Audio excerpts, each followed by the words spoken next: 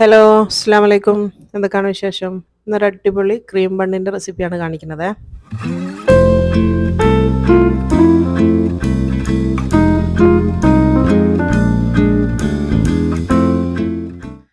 അപ്പോൾ ആദ്യം തന്നെ നമുക്ക് ബ്രെഡിൻ്റെ മാവ് ഉണ്ടാക്കണം. ഞാനിവിടെ മൈദപ്പൊടിയാണ് എടുക്കുന്നത്. 4 കപ്പ് മൈദപ്പൊടിയാണ് എടുക്കുന്നത് കേട്ടോ. മൈദ വേണ്ടാന്നുണ്ടെങ്കിൽ ഗോതമ്പ് പൊടിയിലും ചെയ്യാം.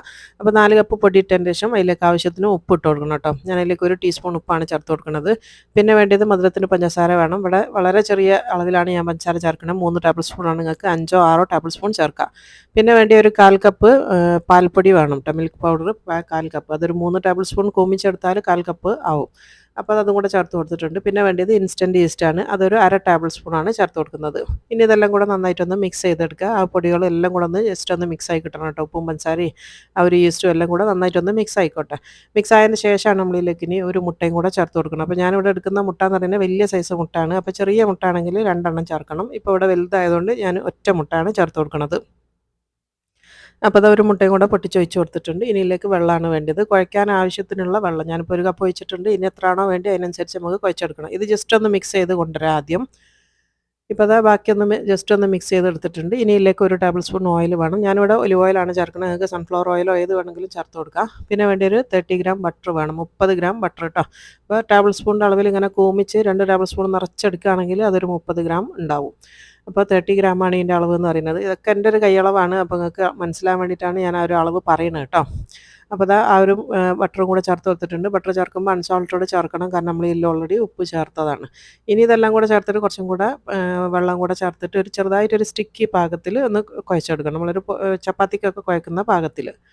ഇപ്പോൾ അത് നന്നായിട്ട് ഞാൻ കുഴച്ച് കൊണ്ടുവന്നിട്ടുണ്ട്. അതിലേക്ക് ഒരു 3/4 കപ്പും കൂടെ വെള്ളം ഒഴിച്ചതിന് ശേഷമാണ് ഈ ഒരു പാകത്തിൽ കിട്ടിയത് കേട്ടോ. ഇങ്ങനെയാണ് വേണ്ടിയത്.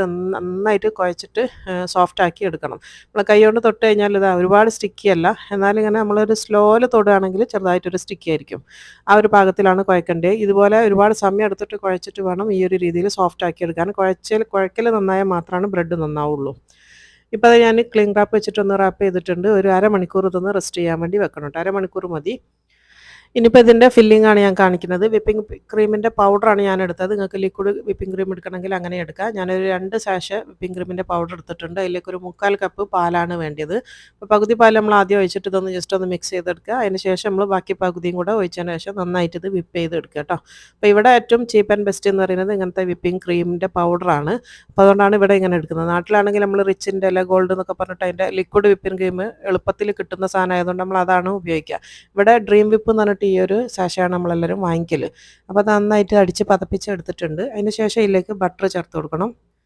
ഇനി ഇതിലേക്കൊരു 25 ഗ്രാം ബട്ടറാണ് വേണ്ടത്, അൺസോൾട്ടഡ് ബട്ടർ. അപ്പോൾ 25 ഗ്രാം എന്ന് പറഞ്ഞാൽ നമ്മൾ സാധാരണ നമ്മളെ സ്പൂണില്ല, ടേബിൾ സ്പൂണിൻ്റെ ആ ഒരു സ്പൂണിൽ നിറച്ചെടുത്ത് കഴിഞ്ഞാൽ 2 സ്പൂൺ എടുത്ത് കഴിഞ്ഞാൽ 25 ഗ്രാം ആവും. അപ്പോൾ അത് റൂം ടെമ്പറേച്ചറിലുള്ള ബട്ടർ ആയിരിക്കണം ചേർക്കേണ്ടത്. ഇനി ഇതിൻ്റെ കൂടെ നിങ്ങൾക്ക് മധുരം വേണമെന്നുണ്ടെങ്കിൽ ഒരു 1/2 കപ്പ് പൊടിച്ച പഞ്ചസാരയും കൂടെ ചേർത്ത് കൊടുക്കുക. ഞാൻ പറഞ്ഞല്ലോ ഇവിടെ എല്ലാവരും ഷുഗർ കുറച്ച് ബാക്കൗട്ട് ആയതുകൊണ്ട് ഞാനിപ്പോൾ എക്സ്ട്രാ മധുരം ഒന്നും ചേർക്കണില്ല. വിപ്പിംഗ് ക്രീമിലുള്ള ലൈറ്റ് മധുരം മാത്രമേ ഇതിലുള്ളൂ കേട്ടോ. വിപ്പിംഗ് ക്രീമിൽ നമ്മൾ എക്സ്ട്രാ മധുരം ചേർത്തിട്ടില്ല. അപ്പോൾ ഈ ഒരു ഫില്ലിങ്ങിന് നേരിയ മധുരമേ ഉണ്ടാവുള്ളൂ. അപ്പോൾ നിങ്ങൾക്ക് അത് ഇഷ്ടപ്പെടണം, കൂടുതൽ മധുരം ഇഷ്ടപ്പെടുന്ന ആൾക്കാരാണെങ്കിൽ 1/2 കപ്പ് പൊടിച്ച പഞ്ചസാര ചേർത്ത് കൊടുക്കുക. ഇനിയിപ്പോൾ അത് നന്നായിട്ട് മിക്സ് ചെയ്ത് അടിച്ച് പതപ്പിച്ചിട്ടുണ്ട്. ഇതിനെ നന്നായിട്ടൊന്ന് തണുപ്പിച്ചെടുക്കുക. ഇപ്പോൾ അത് അരമണിക്കൂർ നമ്മൾ റെസ്റ്റ് ചെയ്യാൻ വേണ്ടി വെച്ചിട്ടുള്ള ആ ഒരു മാവ് ഇവിടെ സെറ്റായിട്ടുണ്ട്. അരമണിക്കൂർ മതിയിട്ട് അപ്പോഴത്തേക്ക് തന്നെ മാവ് നല്ല സെറ്റായിട്ട് വരും. നമ്മൾ സാധാരണ വേറെ ഉള്ള ഇത് ചെയ്യുന്ന പോലെ 1 മണിക്കൂർ 1.5 മണിക്കൂർ നമ്മളിത് റെസ്റ്റ് ചെയ്യാൻ വെക്കേണ്ട ആവശ്യമില്ല. ഇതിൻ്റെ ഒരു പാകം ഞാൻ കാണിച്ചുതരാം. ഇപ്പോൾ തന്നെ അത് കണ്ടില്ല, നന്നായിട്ട് പതഞ്ഞ് പൊങ്ങി വന്ന പോലാണുള്ളത്. അപ്പോൾ ഈ ഒരു പാകത്തിലായി കഴിഞ്ഞാൽ ഇതിൽ നിന്ന് തന്നെ ചെറിയ ചെറിയ ഉരുളകളായിട്ട് ഉരുട്ടിയെടുക്കുക. അപ്പോൾ ഞാനിവിടെ കുറച്ച് വലിയ സൈസിലാണ് ചെയ്യുന്നത്. അപ്പോൾ നിങ്ങൾക്ക് വേണമെങ്കിൽ ഇതിൻ്റെ നേർ പകുതി എടുത്തിട്ട് ചെറിയ ചെറിയ ബണ്ണായിട്ട് ഉണ്ടാക്കണമെങ്കിൽ അങ്ങനെയും ചെയ്യാം കേട്ടോ. ഇഷ്ടമുള്ളതിൽ എടുക്കുക. അപ്പോൾ ഞാനിവിടെ ഒരു ചപ്പാത്തിക്ക് എടുക്കുന്ന മാവിൻ്റെ ആ ഒരു ഉരുളൻ്റെ സൈസിലാണ് എടുക്കുന്നത്. എന്നിട്ട് നന്നായിട്ടൊന്ന് ഉരുട്ടിയെടുക്കുക. നല്ല ഷേപ്പാക്കി ഉരുട്ടിയെടുക്കുക. പെട്ടെന്ന് നല്ല ഷേപ്പിൽ വരും കേട്ടോ. കാരണം എന്താണെന്ന് വെച്ചാൽ നമ്മൾ അത്രയും നല്ല സോഫ്റ്റായിട്ട് കുഴച്ചെടുത്ത മാവാണിത്.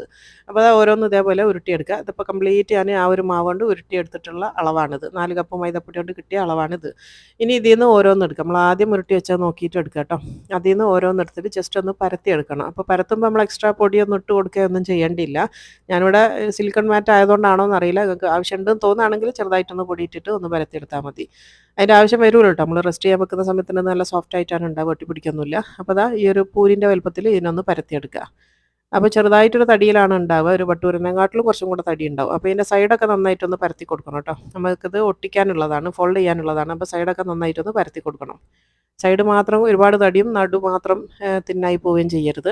അപ്പോൾ അത് നന്നായിട്ട് പരത്തിയെടുത്തിട്ടുണ്ട്. ഇനി ഇതിലേക്ക് കുറച്ച് സാധാ പച്ചവെള്ളം കേട്ടോ, നമ്മളെ സാധാരണ പച്ചവെള്ളം നോർമൽ വെള്ളമാണ്. അത് ഒരു ബ്രഷ് വെച്ചിട്ട് ജസ്റ്റ് ഒന്ന് ഇതിൻ്റെ നടുവിൽ പരത്തി കൊടുക്കുക കേട്ടോ. അപ്പോൾ നന്നായിട്ട് വേണം, കുറച്ചല്ല, പക്ഷേ അത്യാവശ്യം നന്നായിട്ട് തന്നെ ഒന്ന് വെള്ളം നന്നായിട്ടൊന്ന് വെച്ച് കൊടുക്കുക. ഇതെന്തിനാണെന്ന് വെച്ചാൽ നമ്മളത് ഫോൾഡ് ചെയ്യുന്ന സമയത്ത് ഒരുപാട് അങ്ങ് ഒട്ടി പോകാണ്ടിരിക്കാനും ആ ഒരു ഷേപ്പ് മെയിൻറ്റെയിൻ ചെയ്യാൻ വേണ്ടിയിട്ടാണ് നമ്മളത് കത്തി വെച്ച് മുറിക്കുന്ന സമയത്ത് ആ ഒരു രീതിയിൽ തന്നെ കിട്ടാൻ വേണ്ടിയിട്ടാണ് കേട്ടോ. ഇനി ഇതിനെ ഒന്ന് ഫോൾഡ് ചെയ്തെടുക്കുക, രണ്ടായിട്ട് ഒന്ന് നേരെ ഇങ്ങോട്ട് ഒട്ടിച്ചെടുക്കുക.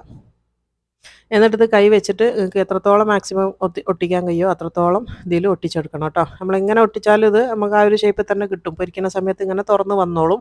അതുകൊണ്ട് അത് വിചാരിച്ച് നിങ്ങൾ പേടിക്കേണ്ട, നന്നായിട്ട് തന്നെ ഒട്ടിച്ചെടുക്കുക. ആ ഒരു സൈഡ് ഇങ്ങനെ പിടിച്ച് ഒന്ന് നന്നായിട്ട് പ്രസ് ചെയ്ത് കൊടുക്കുക കേട്ടോ. വെള്ളം പുറത്തേക്ക് വരരുത്, വെള്ളം ഉള്ളിൽ തന്നെ നിൽക്കണം. വെള്ളം ഉള്ളിലാക്കിയതിന് ശേഷം ആ ഒരു സൈഡില്ലേ തമ്പ് പിടിച്ചിട്ടാണ് നമ്മളിത് ഒട്ടിച്ചു കൊടുക്കുന്നത്. അപ്പോൾ അത് നന്നായിട്ട് ഒട്ടിച്ചു കൊടുക്കുക. എല്ലാ ഭാഗവും ഒരേപോലെ ഒട്ടിച്ചു കൊടുക്കണം കേട്ടോ. അങ്ങനെ തുറന്നു പോരുന്നു തോന്നുകയാണെങ്കിൽ അവിടെയൊക്കെ പിടിച്ച് ഇങ്ങനെ ഒന്ന് പ്രസ് ചെയ്ത് കൊടുക്കുക. എത്രത്തോളം പ്രസ് ചെയ്യാൻ പറ്റും അത്രത്തോളം ഇങ്ങനെ ഒന്ന് കവർ ചെയ്ത് എടുക്കുക. അപ്പോൾ അത് നന്നായിട്ട് ഒട്ടിച്ചെടുത്തിട്ടുണ്ട്. ഇത് ഇങ്ങനെ ജസ്റ്റ് ചെറുതായിട്ടൊന്ന് പ്രസ് ചെയ്ത് കൊടുക്കണം. അത് കൈകൊണ്ട് ആക്കിയാലും വേണ്ടിയില്ല, ഞാനിപ്പോൾ ആ കോയിൽ വെച്ചിട്ട് തന്നെ ചെറുതായിട്ടൊന്ന് പ്രസ് ചെയ്ത് ഒന്നും കൂടെ ഒന്ന് ആ ഒരു ഷേപ്പാക്കി എടുക്കുന്നുണ്ട്. ഇപ്പോൾ ദാ ഇതിന് റെഡി ആയിട്ടുണ്ട്. ഇതിന് നമുക്ക് ഇതിന് റെസ്റ്റ് ചെയ്യാൻ വേണ്ടി വെക്കണം കേട്ടോ. ഇതൊന്നും കൂടെ ഒരു അരമണിക്കൂർ ഇതൊന്ന് റെസ്റ്റ് ചെയ്യാൻ വേണ്ടി വെക്കണം. അപ്പോൾ നമ്മൾ ഈ ഒരു സിലിക്കോൺ മാറ്റിൽ തന്നെയാണ് ഞാൻ വെക്കുന്നത്. അതിൽ ചെറുതായിട്ടൊന്ന് പൊടിയിട്ട് കൊടുക്കണം കേട്ടോ, ഒട്ടിപ്പിടിക്കാണ്ടിരിക്കാൻ വേണ്ടിയിട്ട്. അതിൻ്റെ ഇടയിൽ നിങ്ങൾക്ക് തുറന്നു പോരുന്നു തോന്നുകയാണെങ്കിൽ ഒന്നും കൂടെ ഒട്ടിച്ചു കൊടുത്താൽ മതി. എന്നിട്ട് ചെറുതായിട്ടൊന്ന് പൊടിയിട്ട് കൊടുക്കുന്നുണ്ട്, അത് ഒട്ടിപ്പിടിക്കാണ്ടിരിക്കാൻ വേണ്ടിയിട്ടാണ്. എന്നിട്ട് അവിടെ ഇത് ഓരോന്ന് വിട്ട് വിട്ട് വെച്ച് കൊടുക്കുക കേട്ടോ. ഒന്ന് വെച്ചിട്ട് അടുത്തത് കുറച്ച് വിട്ട് വെച്ച് കൊടുക്കുക. അതൊന്ന് വലുതാകാൻ വേണ്ടി വെക്കണം. ഇപ്പോൾ അത് കംപ്ലീറ്റ് ഞാനിവിടെ റെഡിയാക്കി വെച്ചിട്ടുണ്ട്. ഇനി ഇതിനെ കവർ ചെയ്തിട്ട് ഒരു അരമണിക്കൂർ ഇതൊന്ന് റെസ്റ്റ് ചെയ്യാൻ വേണ്ടി വെക്കണം കേട്ടോ. കവർ ചെയ്ത് വെക്കണേ, എന്നാലാണ് സെറ്റായി കിട്ടുക. എന്നിട്ടൊന്ന് അരമണിക്കൂർ കഴിയട്ടെ. അതിന് ശേഷം അത് നിങ്ങൾക്ക് ബേക്ക് ചെയ്യണമെങ്കിൽ ബേക്ക് ചെയ്യുക. 200 ഡിഗ്രിയിൽ ഒരു 25 മിനിറ്റ് ബേക്ക് ചെയ്താൽ മതി. ഞാനിവിടെ ഫ്രൈ ആണ് ചെയ്യുന്നത്. അപ്പോൾ അത് എണ്ണ ചൂടാക്കാൻ വേണ്ടി വെച്ചിട്ടുണ്ട്. എണ്ണൻ്റെ ചൂട് ഞാൻ കാണിച്ചു തരാം. വളരെ സിമ്മിലായിരിക്കണം ഉണ്ടാവുന്നത്. ഈ ഒരു പാകത്തിൽ പൊരിച്ചെടുത്താൽ മാത്രമാണ് ഇത് ഞാൻ ഉദ്ദേശിക്കുന്ന ഈ ഒരു രീതിയിൽ കിട്ടുള്ളൂ കേട്ടോ. അപ്പോൾ അത് നല്ല ചൂട് കുറവാണ്. ചൂടായതിൻ്റെ ശേഷം സിമ്മിലേക്ക് ആക്കി വെച്ചിട്ടാണ് നമ്മളത് ഇട്ട് കൊടുക്കേണ്ടത്. കുറച്ച് സമയം എടുത്തിട്ടാണ് അത് ഫ്രൈ ആക്കി എടുക്കേണ്ടത് കേട്ടോ. എണ്ണ ഒന്നും കുടിക്കില്ല, ഒന്നും പഠിക്കണ്ട, ഇതേ രീതിയിൽ ചെയ്താൽ മതി. അപ്പോൾ അതിൻ്റെ ഈ എണ്ണൻ്റെ ചൂട് ഞാൻ കാണിച്ചു തരാം. ഈ ഒരു രീതിയിലാണ് ഉള്ളത് കേട്ടോ. 2-3 മിനിറ്റ് എടുക്കും ഒരു ഭാഗം ഒന്ന് ഫ്രൈ ആയിട്ട് വരാൻ വേണ്ടിയിട്ട്. അപ്പോൾ അത് നന്നായിട്ട് ഇതൊന്ന് പൊങ്ങി വന്നിട്ടുണ്ട്. നമ്മൾ എണ്ണയിലിട്ട് കുറച്ച് സമയം കഴിയുമ്പോഴത്തേക്ക് ഇത് ഡബിൾ സൈസ് ആയിട്ട് വരും. അപ്പോൾ അത് കണ്ടില്ല, നമ്മൾ എത്ര ഒട്ടിച്ച് കൊടുത്താലും ആ ഒരു ഷേപ്പ് അതേപോലെ തന്നെ കിട്ടും. ഇത് നമുക്ക് ആ ഒരു ഷേപ്പ് അതേപോലെ കിട്ടാൻ വേണ്ടിയിട്ടാണ് നമ്മളങ്ങനെ ചെയ്തത്. ഇനിയിപ്പോൾ അതൊന്ന് ഒരു ഭാഗം ആയതിൻ്റെ ശേഷം നമ്മളിത് തിരിച്ചിട്ട് കൊടുക്കുക. ഇനി രണ്ടാമത്തെ ഭാഗം ഇതേപോലെ തന്നെ ഒരു 2-3 മിനിറ്റ് എന്തായാലും ടൈം എടുക്കും. 3-4 മിനിറ്റ് ടൈം എടുത്താലാണ് ഒരു ഭാഗം ഒന്ന് വെന്ത് വരിക. അപ്പോൾ അത് രണ്ട് ഭാഗം ഒന്ന് തിരിച്ചിട്ട് കൊടുത്തിട്ടുണ്ട്. ഇനി ഈ ഭാഗം നന്നായിട്ടൊന്ന് വേവട്ടെ. അതിന് ശേഷം നമുക്കിത് എണ്ണയൊന്ന് കോരിയെടുക്കാം. അപ്പോൾ നിങ്ങൾക്ക് എണ്ണയിൽ പൊരിക്കേണ്ട, നിങ്ങൾക്ക് ബേക്ക് ചെയ്യാൻ ഇഷ്ടമാണെന്നുണ്ടെങ്കിൽ ബേക്ക് ചെയ്തിട്ടും എടുക്കാം കേട്ടോ. അപ്പോൾ അത് രണ്ട് ഭാഗവും നന്നായിട്ടായിട്ടുണ്ട്. ഇനി നമ്മൾ എണ്ണയൊന്ന് കോരിയെടുക്കുക. അപ്പോൾ തീരെ എണ്ണയൊന്നും കുടിക്കില്ല, അതുകൊണ്ട് അതൊന്നും ആലോചിച്ചൊരു ടെൻഷനും വേണ്ട. നമ്മൾ എണ്ണയിൽ എടുത്ത് കഴിഞ്ഞാൽ തന്നെ അപ്പോൾ തന്നെ അത് ഡ്രൈ ആയിട്ട് വരും. നമ്മൾ തൊട്ട് നോക്കിയാൽ ഒരു തുള്ളി എണ്ണ പോലും ഇമേൽ കാണൂല കേട്ടോ. നല്ല ഡ്രൈ ആയിട്ടാണ് ഉണ്ടാവുക, തീരെ എണ്ണയൊന്നും കുടിക്കില്ല. അപ്പോൾ ഇതെല്ലാം ഇതിൽ നിന്ന് എണ്ണ നമുക്ക് കോരി മാറ്റാം. ഇനി ഇത് ഫുള്ളായിട്ട് കോരി മാറ്റിയതിൻ്റെ ശേഷം നമുക്കിത് തണുക്കാനായിട്ട് വെക്കണം കേട്ടോ. ഇതിങ്ങനെ വലിയൊരു ട്രയൽ നിരത്തിയിട്ട് തണുക്കാൻ വേണ്ടി വെക്കുക. നല്ലോണം ചൂടൊക്കെ മാറണം. ഇപ്പോൾ ചൂടൊക്കെ അറിയേണ്ട ശേഷം ഞാൻ ഫില്ലിങ് കാണിച്ചു തരാം. ഞാനിവിടെ ബ്ലൂബെറിയാണ് എടുത്തോട്ടോ. അത് ഒന്നിനെ രണ്ടായിട്ട് മുറിച്ചിട്ടുണ്ട്. ഇഷ്ടമുള്ള ഫ്രൂട്ട്സ് എടുക്കുക. കുറച്ച് പുളിപ്പുള്ള ഫ്രൂട്ട്സ് എടുക്കലാണ് നല്ലത്. പിന്നെ വേണ്ടി ഞാൻ കുറച്ച് പിസ്ത ഒന്ന് ക്രഷ് ചെയ്തെടുത്തിട്ടുണ്ട്. ഒന്നിങ്ങനെ പൾസ് മോഡിൽ മിക്സിയിൽ ഒന്ന് ക്രഷ് ചെയ്തെടുത്തതാണ്. ഇനിയിപ്പോൾ ഇതാ ചൂടാറിയതിന് ശേഷം നമ്മൾ ഓരോ ബ്രെഡും എടുക്കാം, ഓരോ ബന്ന് നമ്മൾ ഓരോന്നും എടുക്കുക. അപ്പോൾ നമുക്ക് ആ ഒരു മുറിക്കാൻ ഈസി ആയിട്ട് ഇവിടെ ഒരു ഇത് കാണും. ആ ഭാഗത്താണ് നമ്മളിത് മുറിച്ച് കൊടുക്കേണ്ടത് കേട്ടോ. എന്നാലാണ് നമ്മൾ ആ ഒരു ഇത് വെച്ച് കഴിഞ്ഞാൽ നല്ല ഭംഗിയിൽ കിട്ടുക. അതിൻ്റെ ഉള്ളിൽ കണ്ടില്ല, നല്ല സോഫ്റ്റാണ്, നല്ല ഫ്ലഫി ആയിട്ടുള്ള ബ്രെഡാണ്. അപ്പോൾ ഇതിൻ്റെ ഉള്ളിലൊക്കെ നമ്മൾ നേരത്തെ അടിച്ച് പതപ്പിച്ച് നമ്മൾ ഫ്രിഡ്ജിൽ വെച്ചിട്ട് സെറ്റാക്കി എടുത്തിട്ടുള്ള ക്രീമാണ് കേട്ടത്. നമ്മൾ ബട്ടർ ക്രീം നേരത്തെ ഉണ്ടാക്കിയിട്ടുള്ള ആ ഒരു ക്രീമാണ്. നന്നായിട്ട് തണുക്കണം, എന്നാലാണ് നല്ല ടേസ്റ്റ് ഉണ്ടാവുക. അതേപോലെ തന്നെ ഈ ബ്രെഡിലേക്ക് വെക്കുന്ന സമയത്ത് ബ്രെഡിനും തീരെ ചൂടുണ്ടാവാൻ പാടില്ല. ചൂടുണ്ടെങ്കിൽ നിങ്ങൾ ഈ ഒരു ക്രീം വെക്കുന്ന സമയത്ത് ക്രീം അങ്ങ് മെൽറ്റായിട്ട് പോകും കേട്ടോ. പെട്ടെന്ന് മെൽറ്റായിട്ട് പോകും ക്രീം. അതുകൊണ്ടാണ് നല്ലോണം ചൂടൊക്കെ ആറണം എന്ന് പറഞ്ഞത്. ഇനി ഇത് നന്നായിട്ട് കവർ ചെയ്തെടുക്കുക. ക്രീം വെച്ചിട്ട് നന്നായിട്ടൊന്ന് കവർ ചെയ്തെടുക്കുക. നല്ല ഷേപ്പിലാക്കി എടുക്കുക കേട്ടോ. അപ്പോൾ ഇങ്ങനെ ഈ ഒരു ഷേപ്പായിട്ട് കിട്ടാൻ വേണ്ടിയിട്ടാണ് നമ്മൾ ഈ ഒരു രീതിയിൽ നമ്മൾ ബ്രെഡ് ഇങ്ങനെ കവർ ചെയ്ത് ഫോൾഡ് ചെയ്ത് എടുത്തത്. ഇനി ഇതിൻ്റെ ശേഷം നമ്മൾ ഏത് ഫ്രൂട്ട്സാണോ നമ്മൾ വെക്കുന്ന ആ ഫ്രൂട്ട്സ് ഇങ്ങനെ വെച്ച് കൊടുക്കുക കേട്ടോ. ഇഷ്ടമുള്ളത്ര വെക്കാം, എങ്ങനെ ആയാലും കുഴപ്പമില്ല. ഞാൻ വീഡിയോ ആയതുകൊണ്ട് ഒരു ഭംഗിക്ക് വേണ്ടിയിട്ടാണ് ഇങ്ങനെയൊക്കെ ചെയ്യുന്നത്. അപ്പോൾ അതൊരു 3 പീസ് ബ്ലൂബെറി നമ്മളിങ്ങനെ വെച്ച് കൊടുത്തിട്ടുണ്ട്. പിന്നെ ഇതിൽ വേറെ ഏതൊക്കെ ഫ്രൂട്ട്സ് പറ്റുമെന്ന് വെച്ചാൽ സ്ട്രോബെറി നല്ലതാണ്, അതേപോലെ തന്നെ കിവി ഉണ്ടെങ്കിൽ നല്ലതാണ്. അങ്ങനത്തെ ഒക്കെ ഫ്രൂട്ട്സാണ് ഇതിന് ഏറ്റവും ടേസ്റ്റ് കേട്ടോ. സാധാരണ ഒരു മാംഗോ, ഓറഞ്ച് അങ്ങനത്തെ ഒന്നും വലിയ ടേസ്റ്റ് ഉണ്ടാവില്ല. ഒന്നുകിൽ സ്ട്രോബെറി അല്ലെങ്കിൽ കിവി, ബ്ലൂബെറി, ഗ്രേപ്സ്, അതൊക്കെ നല്ല ടേസ്റ്റാണ്. അപ്പോൾ അതാ ബാക്കിയുള്ള സ്ഥലത്ത് തന്നെ പിസ്താഷ്യോ പൗഡർ ഇട്ട് കൊടുത്തിട്ടുണ്ട്. ഇതേപോലെ ഇനി അടുത്ത ഒന്നും കൂടെ ഒന്ന് കാണിച്ചു തരാം. രണ്ടാമത്തെ ഇതേപോലെ മുറിച്ചെടുക്കുക. ഒരുപാട് മുറിക്കരുത് കേട്ടോ, മുറിച്ചിട്ട് രണ്ടായി പോകരുത്, ശ്രദ്ധിച്ച് മുറിക്കണം. എന്നിട്ട് ഇതാ അതിൻ്റെ സെൻറ്റർ ഭാഗത്തേക്ക് നമ്മൾ ക്രീം വെച്ചിട്ട് നല്ലോണം ഒന്ന് ഷേപ്പ് ചെയ്ത് കൊടുക്കുക. അപ്പോൾ ഞാനൊന്നും കൂടെ പറയുകയാണ്, നിങ്ങൾക്ക് ക്രീമിൽ മധുരം വേണമെന്നുണ്ടെങ്കിൽ എക്സ്ട്രാ മധുരങ്ങൾ ചേർത്ത് കൊടുക്കണം കേട്ടോ. ഇത് നേരിയ ലൈറ്റ് മധുരമാണ് ഇതിന്.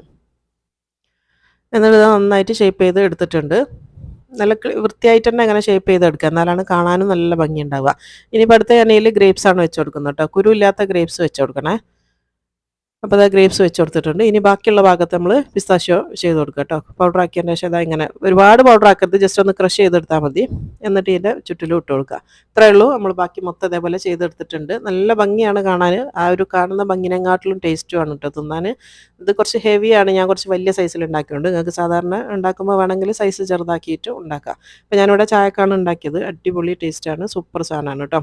അപ്പോൾ എല്ലാവരും ട്രൈ ചെയ്ത് നോക്കിക്കോ. 100% നിങ്ങൾക്ക് ഇഷ്ടപ്പെടുന്ന റെസിപ്പി തന്നെയാണ്. എല്ലാവരും ട്രൈ ചെയ്തിട്ട് നിങ്ങളെ ഫീഡ്ബാക്ക് അറിയിക്കാനൊന്നും മറന്നു പോകരുത്. അതുപോലെ തന്നെ ആദ്യമായിട്ട് എൻ്റെ ചാനൽ കാണുന്നവരുണ്ടെങ്കിൽ ഒന്ന് സബ്സ്ക്രൈബ് ചെയ്ത് സപ്പോർട്ട് ചെയ്യാനും മറന്നു പോകരുത്. അപ്പോൾ ഇൻഷാ അല്ലാഹ് ഇനി അടുത്ത വീഡിയോയിൽ കാണാം. അസ്സലാമു അലൈക്കും.